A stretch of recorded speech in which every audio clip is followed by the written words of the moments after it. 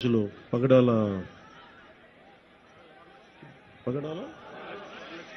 వరలక్ష్మి గారు మాట్లాడినా, అక్కడ టీచర్ల గురించి ఉపాధ్యాయుని మాట్లాడినా, ఆడబిడ్డలు చదివితే కుటుంబం కాదు, గ్రామాలే కాదు, దేశం కూడా ముందుకెళ్తుందని చెప్పి ద్రౌపది ముర్ము గారు ఒక పంచాయతీ స్థాయి నుంచి పంచాయతీ సర్పంచ్కి ఎదిగి ఈ రోజున భారతదేశానికి రాష్ట్రపతిగా ఉన్నారు.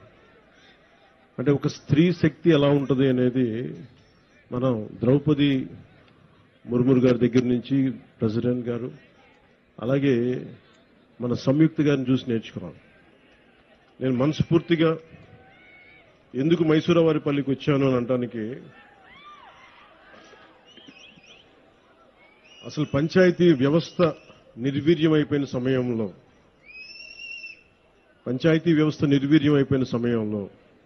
పంచాయతీ ఎన్నికలంటే భయపడే సమయంలో, గత ప్రభుత్వ సమయంలో రోడ్ల మీదకి రావడానికి కూడా చాలా అనుభవం నాయకులు కూడా భయపడే పరిస్థితిలో ఉండి, మిలిటరీలో పనిచేస్తున్న ఒక భర్తని రోడ్లు సరిగ్గా వేయక తన భర్తను కోల్పోయి గ్రామానికి భర్త ఆశయాలను ముందుకు తీసుకెళ్లాలి అని చెప్పి కారుమంచి సంయుక్త గారు సర్పంచ్గా నిలబడి అత్యంత ప్రతికూల పరిస్థితుల్లో నిలబడి గెలిచిన తర్వాత నాకు నిజంగా గుండె కదిలించేసింది.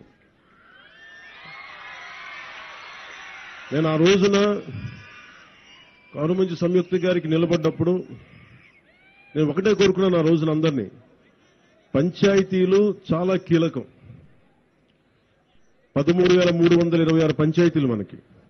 పంచాయతీలు చాలా కీలకం.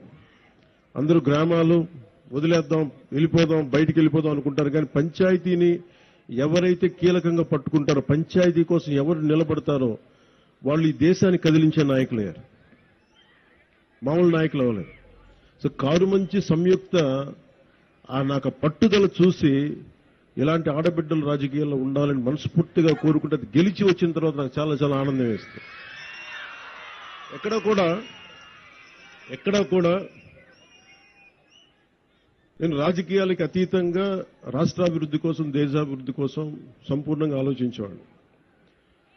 32 సంవత్సరాలుగా స్వాతంత్ర దినోత్సవ వేడుకలకు కానీ, గణతంత్ర దినోత్సవ వేడుకలకు కానీ 100 రూపాయలు, 200 రూపాయలు ఇచ్చేవాళ్ళు మైనర్ మేజర్ పంచాయతీలకి. అదే మన కృష్ణతేజ గారికి, కమిషనర్, ఇంకా మన పంచాయతీరాజ్ వారికి ఒకటే చెప్పాను, ప్రతి గ్రామానికి, పంచాయతీకి దేశభక్తి ఇక్కడి నుంచే రావాలి, బయటికి దేశభక్తి ఇక్కడి నుంచే ఉబ్బకాలి. ఏం చేద్దామంటే ఆ చర్చలో ఒకటే వచ్చింది, ముందు మన జాతీయ జెండాకి గుండెల నిండుగా మనకి శాల్యూట్ కొట్టే పండగ ఇది, మన త్యాగాలను గుర్తుపెట్టుకునే పండుగ ఇది. దీనికి ఎలా పెంచాలని ఆలోచించినప్పుడు మేమందరం నిర్ణయం తీసుకుని 100 రూపాయలని 10,000 రూపాయలు, 250 రూపాయలని 25,000 రూపాయలు చేశాం. ఇప్పుడు దాకా ఎవరు చెయ్యడానికి ఆలోచన రాలా. ఉన్న నిధుల్ని సంయుక్త గారు సర్పంచ్గా ఛార్జీ తీసుకున్న వెంటనే పనులు చేయిద్దాం, అందరూ గ్రామస్తులందరూ గెలిపించారని చూస్తే నిధులు వచ్చినాయి, నిధులు వెంటనే వెళ్ళిపోయినాయని చెప్పారు. సర్పంచ్లందరితో మాట్లాడారు. మేము రాజకీయాలకు అతీతంగా చేస్తాం అని చెప్పడానికి ఒకటే ఒక కారణం ఏంటంటే, 13,326 పంచాయతీల్లో తెలుగుదేశం సర్పంచ్ ఆస్తి 8 సెంట్లను తెలుసుకొని నాకున్న భూమిలో 10 సెంట్లు ఇస్తానని ముందుకొచ్చిన రైతు కారుమంచి నారాయణ గారికి,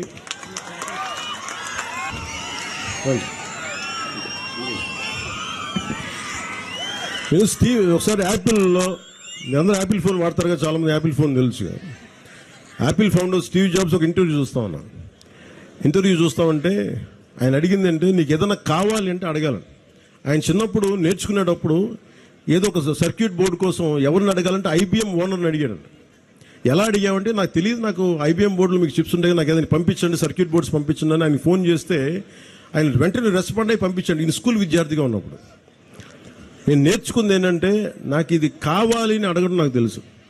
ఎంతమంది వస్తారో లేదో తెలియదు, కానీ ఈ రోజున కారుమంచి నారాయణ గారు మనస్ఫూర్తిగా వారికి నా కృతజ్ఞతలు తెలియజేస్తున్నాను. అంటే నువ్వు అడగాలే కానీ నేను చెప్తాను, మీరు ఇవ్వండి స్థలం, మీరు ఏ ఉద్దేశం కొద్ది ఇచ్చారో దాని ప్రారంభోత్సవాన్ని మీ పక్కనే వచ్చి నేను కూర్చొని ఆ రోజు వస్తాం. మీరు ఇచ్చిన భూమికి మేము సద్వినియోగం చేసేలా, రాష్ట్రం అంతా మీకు గుర్తింపు వచ్చేలా, ప్రభుత్వాన్ని ద్వారా ప్రత్యేకంగా మీకు గుర్తింపు వచ్చేలా మేము మీకు గుర్తిస్తాను మనస్ఫూర్తిగా తెలియజేసుకుంటూ కారుమంచి నారాయణ గారికి మనస్ఫూర్తిగా నా ధన్యవాదాలు తెలుపుకోండి. ఇప్పుడు దాకా అందరూ నా ఫోటో అడిగి నేను కారుమంచి నారాయణరావు గారి ఫోటో అడుగుతాను. మధ్య ఫోటో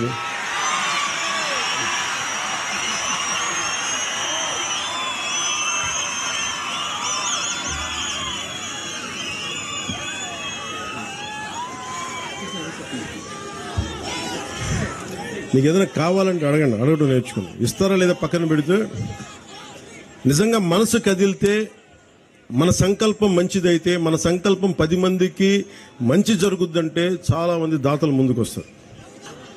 అలాగే కొద్దిమందికి ప్రత్యేకించి గృహాలు లేవని చెప్పారు. ఆ గృహాలను కూడా ఏర్పాటు చేయమని కలెక్టర్ గారిని దృష్టికి తీసుకొస్తా ఉన్నాం. అలాగే ప్రత్యేకించి ఇది స్వర్ణ పంచాయతీని ఎందుకు పెట్టామంటే, భవిష్యత్తులో ఇది సెల్ఫ్ గవర్నింగ్ యూనిట్, దీనికి ఇదే పరిపాలన చేసుకునే, స్వయం శక్తి పరిపాలన చేసుకోగలిగే శక్తి ఉండేలాగా.